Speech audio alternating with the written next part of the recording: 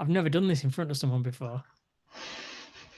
Hello and welcome to another episode of the Solo Collective podcast. My name's Matt Saunders and I'm your host.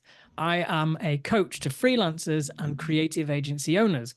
And this week, it's a little bit different. I have a guest with me, Joe Fisher of Fisher SEO. I know they said Fisher Price then. You can tell I've got kids. It doesn't need a huge introduction. SEO, we all know what SEO is. This is Joe's second stint, I believe, into freelancing. And I've got him on the podcast today to talk about his lessons and his experiences of being in business, of being an SEO in a rapidly, changing industry. So I guess my first question to you, Joe, and you can do an introduction to yourself as well if you'd like for our listeners. But you said that you're more determined to succeed this time around than ever before. So just give us a little bit of background on, your last experience of freelancing, of business ownership, and how things are different this time for you. I think you summed it up pretty well. I'm a full-time SEO consultant now. Started in February after leaving an SEO agency based in Norwich. They were fully e-commerce, so quite a specialist agency. The first time round was the start of the pandemic, so in 2020, when that lovely summer, if you remember, when we're all starting to work from home. Yeah, I've And still got memories of cleaning my shopping. cleaning your shop. Just a bit bizarre times. It was a weird time. Like you could only sit on a park bench for an hour, and yeah, it was strange. Buy a sausage or to have a beer. Um, but yeah, so it started then, and just started off on freelancing websites. A few odd opportunities came up, and then an opportunity where an SEO agency got in touch. So we've got a bunch of clients. We need someone to look after them. Would you be up for it? And I started doing it, and then realised that I couldn't work at the same time with my full-time in-house role.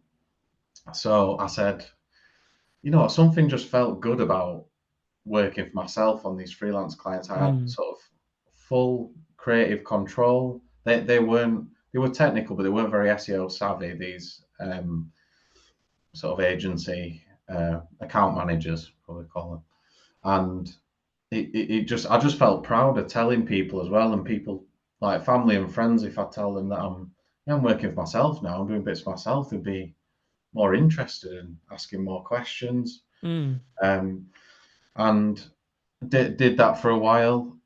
Uh, then I started to try and transition in. A lot of advice sort of got in my head were like, you need to have a limited company to be more tax efficient. You're better off having sort of 5 or 6 higher paying clients, all this sort of thing, which is all true. But I tried to sort of change too much too soon. And then in around 2022, that's when I tried to change everything. It sort of crashed and burned a little bit.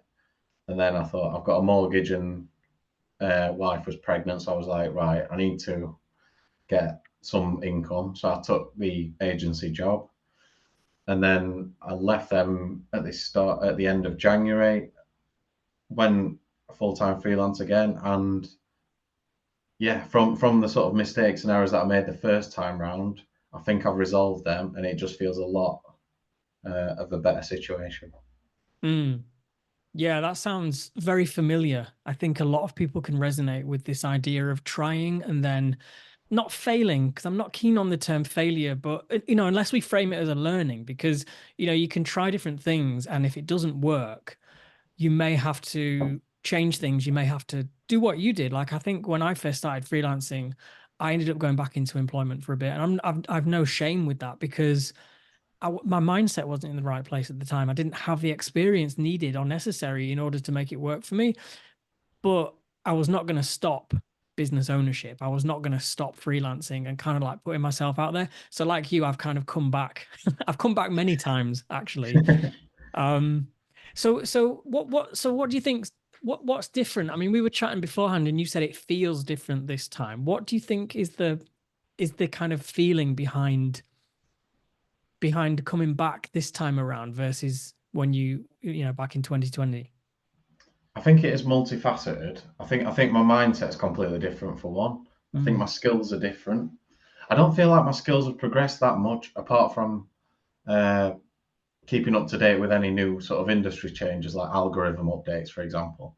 But I think I know where my skill, like there's the T-shaped marketer sort of Mm, uh, format that people talk about, where like someone's got a big strength in one and then sort of medium strength in across the board.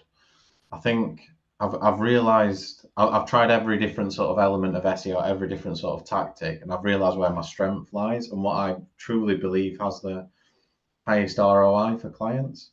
So now mm, I believe I can bring value for clients, and I also know that it's not for every client, which has taken my first sort of thinking first time around was, oh, I can do SEO for every client. I'll just mold my strategy to whatever they need. But now I've got more sort of a refined surface, and I know it works better for some than others. Um, but yeah, I mean, a lot of the things you talk about, Matt, the abundance mindset, where you're looking for basically, even if there isn't, it's better to tell yourself that there is endless, unlimited work out there because you come off more relaxed. And any prospects that you speak to can smell the fear a mile off. They can smell the mm. desperation a mile off. And I've really got that mindset now. I know that the work is out there, Yeah. and I've just got to go and find it. Yeah, it's such an empowering mindset to have. I think I wonder if I'd have sort of integrated that mindset in the early days, how differently my I mean, again, no regrets, but how differently my career may have panned out if I'd have really embodied this idea that I don't need any particular opportunity because there's just an abundance of them out there. Yeah, 100%. I feel like it's a bit like just keep going for the dream client Yeah, in quotation marks, yeah. and one will say yes, and then you'll get that client, and then you'll realize, oh, maybe they're not quite what I expected, and you get kind of bored of the dream client then, and then But then that evolves, doesn't it, into what the next thing is for you? yeah, exactly. It's a strange process, but you're just learning more about yourself like every month, Yeah. basically. Um, but yeah, it just feels so much more positive this time around. That's great. And so you talked about skill set then and kind of getting to the point where you know where your strengths are. For anyone listening, I guess it might be interesting to hear what your if there was a process or what your reflections are on how you determined what the right sort of skill sets to focus on were for you. I think it was like a bit of a Venn diagram of what I found naturally easiest to do. So I had a natural aptitude for certain things, and my experience on what I genuinely think brings the most value in the shortest amount of time for clients. Yeah. So if we're speaking SEO specifically, and I know not everyone will understand or have experience with these techniques, but I see it as sort of a three pillar model where it's technical elements, digital PR, link building, and then content. Um, and I found the real strength, the quickest sort of value bringing activity is content strategy. So optimizing existing content and then adding new content to websites. So adding new pages and the overarching sort of strategy behind that. Mm, And I realized over years that's something that I can naturally look at a website and go, they should add that to the main menu. They should add this sort of service page or new product collection page. And I can just do that sort of naturally because mm, a lot of SEOs come from a web developer background like yourself and they transition. I've not got that sort of technical expertise, but I'm always developing it. And then some come from sort of a content writing digital PR background and then transition. But I'm sort of entirely self-taught, so I'm quite broad. mm, Um, but yeah, I feel like content strategy is just and I see a lot of prospects come to me like I've put a load of time and effort into my website. I've written 100 pages, for example. Where do I go next? Like I put so much effort into this asset, mm. and it's just not delivering. Yeah. So I think I've found that I can drive them, take away that sort of stress, and drive it in the right direction. So if I came to you and I said, look, I've got a website that's been around for 18 months and I keep adding content to it and it's just not doing anything for me, what would be your instinctive response to that? I think first of all, I'd ask, how are you coming up with the content that you're adding? Where are you getting the ideas from? Is there any strategy behind it? Does it make logical sense I'd ask a random person to maybe go on the website and just go, find me this collection. Mm, Can they easily navigate to that? Can they find that? Which route are they taking? Because there are going to be people who are not very digitally savvy visiting those sort of websites. So it's best to ask someone who's not got the knowledge to try and navigate it and find this piece of content. And then I'd say if if a person or even you find it hard to understand the website, if there's not logic around it, then Google's crawlers is going to find it even harder to understand. mm, Um, and then yeah, sort of the next step is looking. I like looking for new opportunities and getting new pages up pretty quickly. Just to Google's crawlers likes activity, users like activity. So looking at your competition, say if they've got certain pages in their main menu or certain product collections in their main menu, then think about could they be added to your website and look for that low hanging fruit. Say you've got 100 products and a sofa beds collection. Have you got 5 blue sofa beds? Could you create a collection around that? mm, Look for sort of common attributes, and these are really not really hard things to set up because you've already got the product there. mm, You just create a collection page and just add it to it, and it's just all about becoming, in my eyes, a bigger fish in a smaller pond.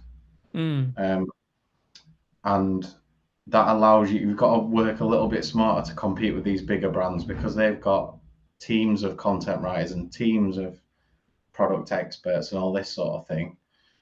So you've got to sort of pick your battles in the search engine results. mm. Um, yeah, so Yeah. that's sort of my way of thinking. Yeah, I like that. A bigger fish in a what I can't remember exactly what you said. A bigger fish in a smaller pond or a big Smaller fish pond in a of small pond. fish. Yeah, yeah. But what you're saying there is you can compete by getting more creative in how you present by looking for those like thematic things within your product suite. So if I'm right in understanding what you're saying, you would take say 5 sofa beds that are all blue and create a page for that and SEO the content on that page so that when people are looking for blue sofa beds, because it fits with their room decor, you're more Mm. likely to rank than people that haven't got that kind of content. And as a subsequent of that, you can challenge the bigger brands that have dominance because they've got millions of products, right? Yeah, exactly. That perfectly summed it up. I think, and these sort of fundamentals don't just apply for e-commerce stores. It applies. I try and apply it to myself as well. But like, even if it's a normal service website, say a plumber's website, and they've got a list of their plumbing services, and then they've got a list of the industries they work in or the locations. Look at combining a service in an industry or a service in a location. Mm, So I don't know, like bath fitting for hotels, for example, creating content around that where it's going to be really high intent. So someone searching for that search query, the odds are, I don't know what the percentage would be, 89% of the time they're happy to inquire rather than if they're just searching bath fitting, for mm, example. yeah, It's, it, it's a more commercial, high intent query. Um, so it does take a little bit of pushing because I think people are a little bit averse to being too specific at first. They yeah, create the website and they're a little bit risk averse. They're like, I don't want to niche down too hard because then I'll not get anything. yeah. But I think it's better to niche. I try and make it data led as well. So if the site is starting to get a few impressions for quite a long tail search term, then I'd rather target that. Um, but you're better off niching down and then retracting a little bit than not niching down at all. So would you recommend going deep first and then broadening out, or the other way around, if such a dichotomy if it's worth asking that question. I think it's a good question. I think it's a balance, like everything, isn't it? I think if you say, if you go for the broader sort of pages first, the broader content, and you write the unique content, I think naturally the data will start to pick up on things that you're targeting. Even it might be subconscious. I've seen it before where a plumber, for example, will write a bath fitting page, but because they've got more knowledge about a certain type of bath fitting, Mm, they'll write about that. The page will start to get impressions for that, and it starts to reveal itself naturally. yeah. So you don't have to just go, right, I'm only going to create these bath fitting for hotels, for teenagers, whatever it might be. Just like you can do this broader sort of start and see what the data says as well. Okay. And so a lot of the people who are in my community who listen to this podcast are in the Solo Collective group. We're in the creative space. It's mostly service business. We know a few people that are coaches that have SaaS products, those kinds of things, but it's mostly creative service-based businesses like yourself, SEOs, copywriters, designers, developers, people like that. Do you have any top tips on, and by the way, the reason I ask this is because SEO seems to be looked at as kind of a dark art, and I think a lot of people completely miss it. Like they don't even entertain the idea of trying to um rank in Google because it just feels impossible for them. So I just wonder what your top tips might be for people in that service-based sector who are currently relying on word of mouth referrals, who currently have websites but just aren't really getting any traffic to them. Like, what would you say to them? I think it, and this might sound a little bit contrary to what I've been saying earlier, but you utilize other forms of marketing to influence what you're doing from an SEO perspective. Set up a So PPC it's more campaign. holistic, Yeah, more right? holistic. Set up a PPC campaign. Use social media. See what the data is saying about your business from there. If you're already sort of comfortable publishing on Facebook or LinkedIn or whatever, see what sort of reaction you get from that. And I just try and describe yourself. It's a really, really long term game.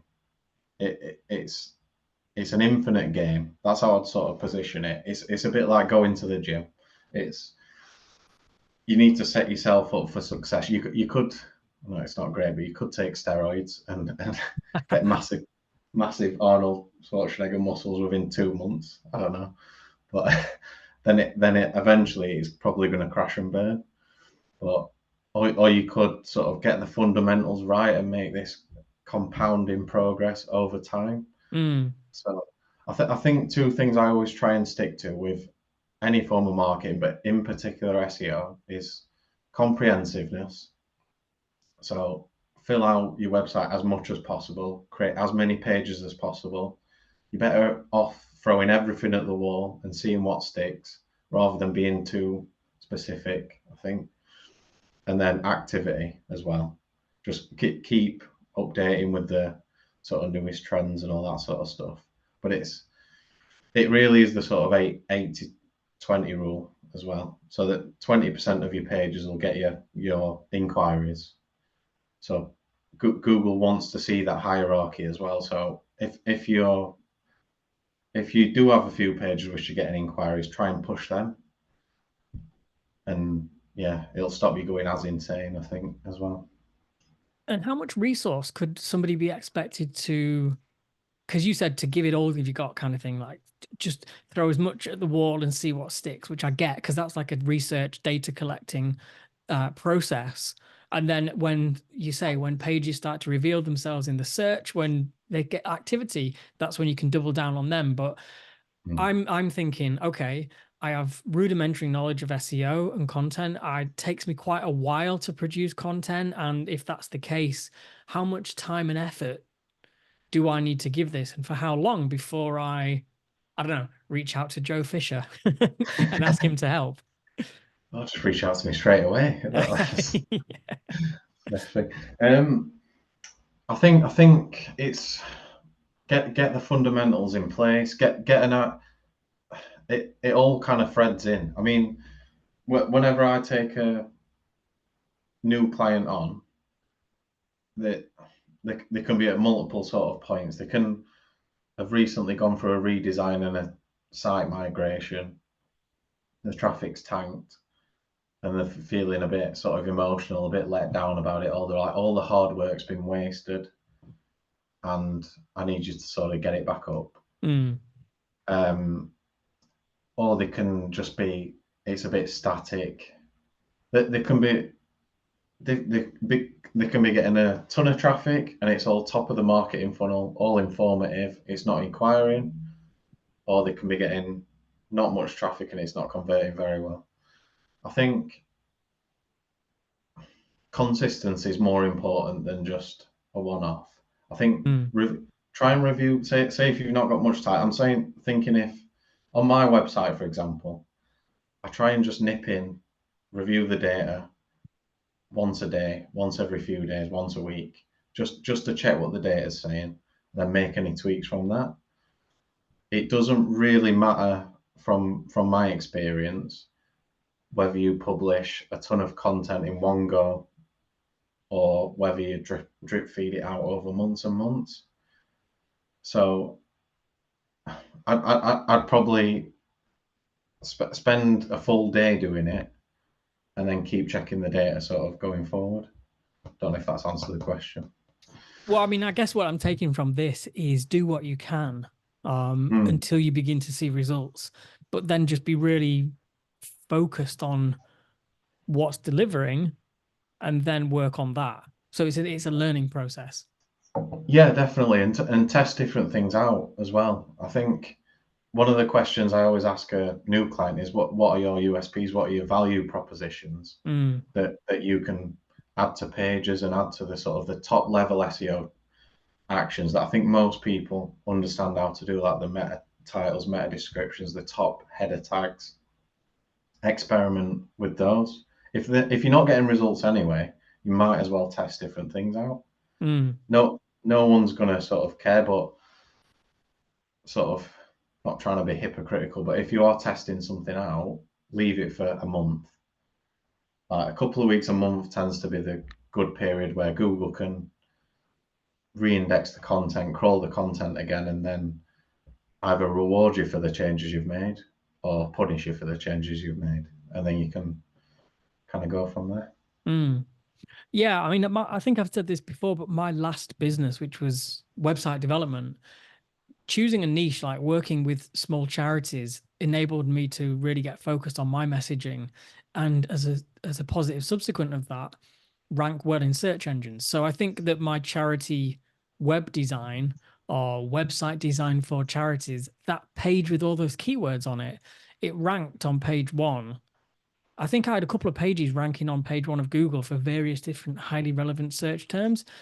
And Mm. there is no way I could have done that if I was just punting myself as a web designer, or even like a WordPress web designer, or even a web designer in Leeds. Like there are still agencies around here that are competing for that phrase, but I found some pretty clear blue waters with the charity web design suite of keywords, and that would bring in prospective clients every week, once, twice, three times a week. Occasionally, I would get messages through from prospects, because the landing page was good and it was visible to them.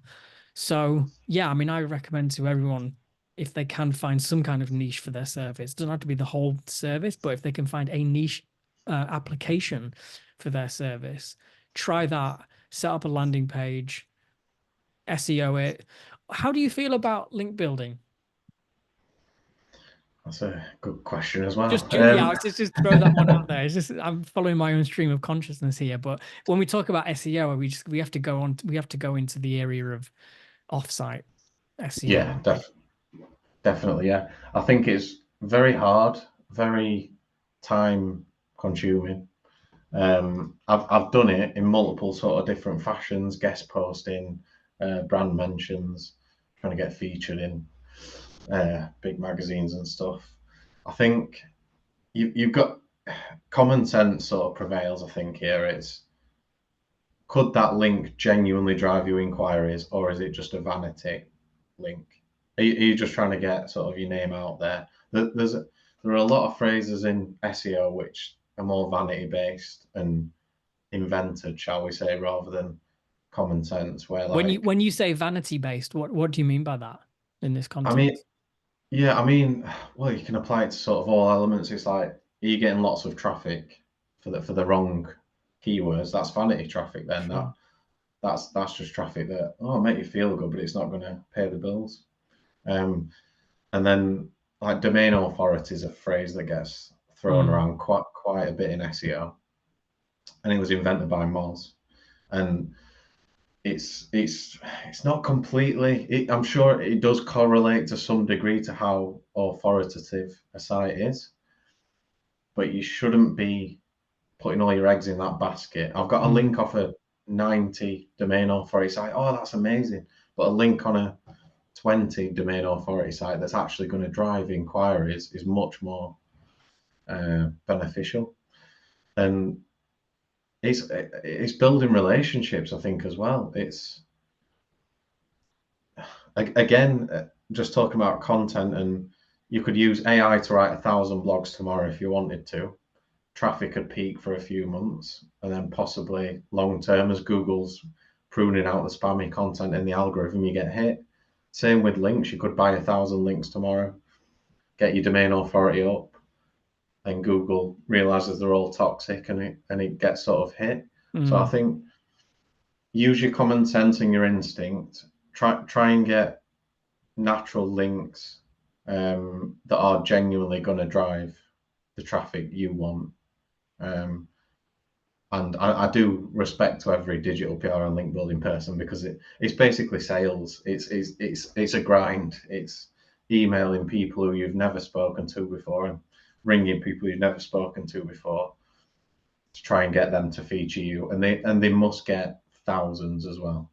So you really need to sort of stand out and do something a little bit different. This is why I think I'm going to succeed this time as well, because I've realised that picking up the phone and doing outbound calling, it's a bit scary at times, but I used to work in a call centre, so I've got a bit of a thick skin with it, mm. sort of flogging broadband to people who are watching Netflix. So I, what's the worst they could say, sort of thing. Um, so yeah, I'd try and be a little bit different. Maybe give them a call and build a bit of a relationship and find out what they're actually looking for. If you ring the publisher of a magazine and say, what sort of content are you looking for, and what statistics and what information are you looking for, and we can tailor that. We've got the resource for that. If you, instead of just sending a cold email saying, oh, we've done this research, got this statistic for you, it's just a bit more respected, I think, from there. So Yeah, I love that because it's like you say, it's almost a sales approach, but you're also layering in a ton of customized value. If you can offer to do some research on their behalf, and as long as you get a shout out, maybe they retain ownership of that content and that data. I think that's a really smart way to go about it.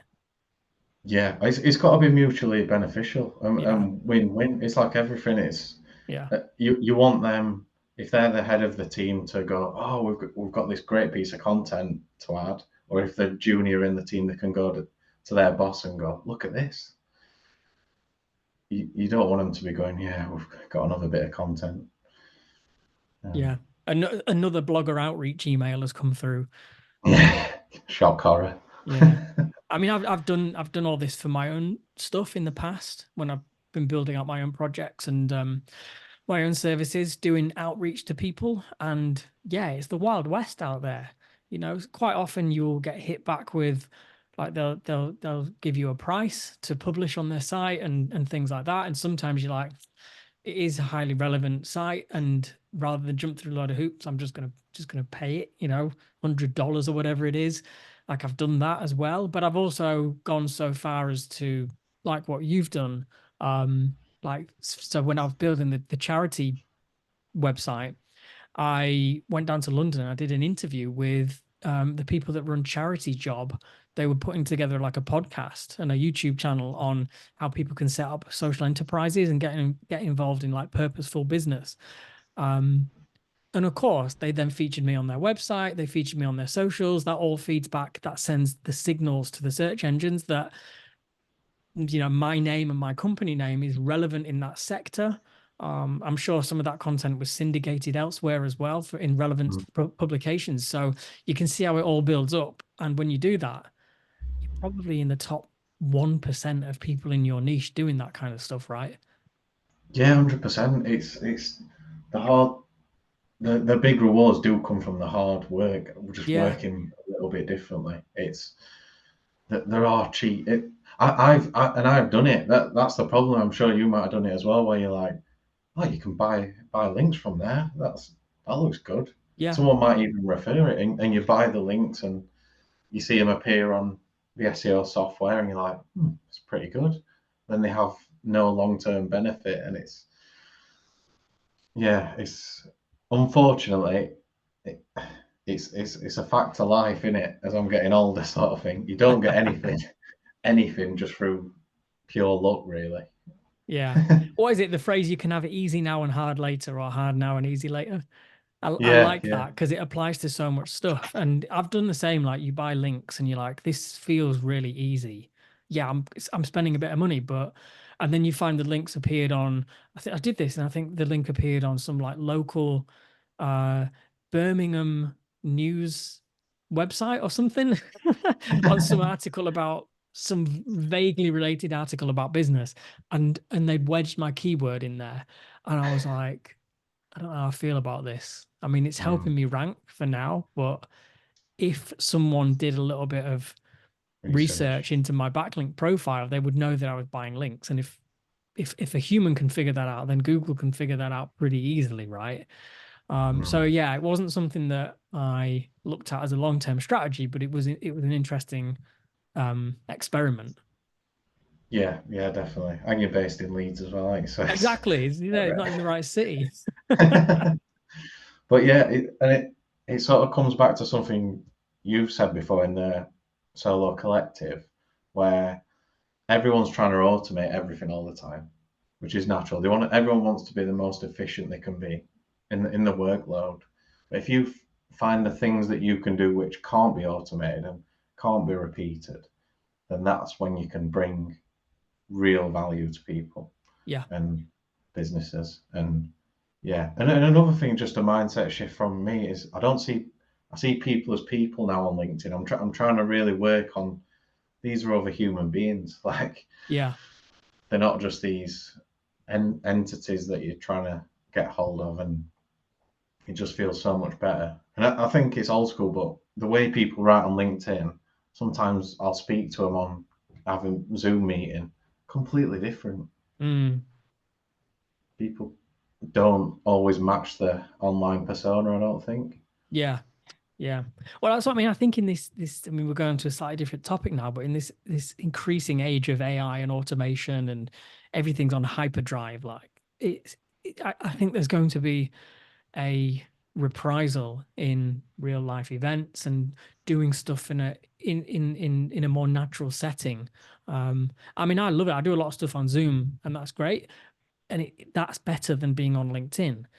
Doing stuff in person, workshops and things like that is better than Zoom. Like I feel like the more human, for me personally, the more human it is, that you can move your body when you're in a physical space and all this sort of stuff. The more human it is, and the more natural it is, the more enjoyable and impactful it is as well. So I feel like we're going to find a renaissance of that kind of stuff in the future, Yeah, in the very near it, future, I hope. yeah, definitely. I think it's got to that one extreme and it'll flip back, sort of thing. Like you said, but that's one thing that I want to do more and more of. And Right. I mean, I've got 7 or 8 clients now, and 6 of them I've met and 2 of them I haven't. And I don't think it's a coincidence that the ones that I haven't met, I get more sort of anxious about. And Mm, sort of when it comes to sending invoices and asking them for help with work and stuff like that, then I start getting myself, oh God, are they going to do it? Are they not going to do mm, it? But the ones I've met, I've just got that relationship with where I'm like, I trust them more, they trust me more. yeah. Um, yeah, and you can't replicate that. Yeah. I don't think AI is ever going to be able to replicate real human connection and stuff like that. It's yeah, but running workshops and stuff like that is on my next thing, I think. But it's Yeah. yeah, see what happens. Yeah, that'd be good. That'd be great. And I'm looking forward to it because, this is your, I guess, second rodeo at business ownership and sounds like it's going really well for you. So before we wrap up, um, where can people go to find out more about you, your services, and to connect with you? Yeah, so my website's just simply it's fisherseo.com. So just my surname seo.com. I'm on LinkedIn under Joe Fisher. I'm trying to post tips on there every week. So yeah, just ping me a message on there or inquire through the website. Um, I've got a free sort of e-commerce product category guide on there that people can download and have a read through, which I'm going to try and update soon. But yeah, feel free to ping me a Okay. message. Cool. Well, just on that, and I'm gonna just gonna test your pitch at the moment. Like, who, like, let's just call out to your dream client, your ideal client. Who would you love to get in touch with you right now? Like, what problem are they facing? How big is the business? All that kind of stuff. Yeah. So my sort of dream clients where I can bring the most value to are e-com businesses, generally Shopify, because 80% of my time at the agency was built on Shopify. So I know all the little nuances and technical elements that Shopify is restricted with. Um, yeah, and lots of SKUs. So lots of the more products, the better. Because I'm pretty good, I like to think, at spotting the opportunities to combine products, create new categories, improving existing categories. Um, so yeah, in regard to sort of size of business, I don't know. I'd say sort of like a mid range probably. Maybe not just sort of like a one man band selling that sort of thing, but Hmm. not a giant corporation either. But yeah, I do want to work with some more household brands going forward just to sort of get that experience. But I have starting to work with a couple now. But yeah, if you've got a load of product and you don't know how to organize them in the best way for Google, I'm your man. There you go. So if you're an SME in the e-commerce, specifically Shopify space, you can reach out to Joe and he will help you grow your business. Nice one, Joe. Thanks very much for your time today, and I'll see you soon. No worries. Cheers, Matt.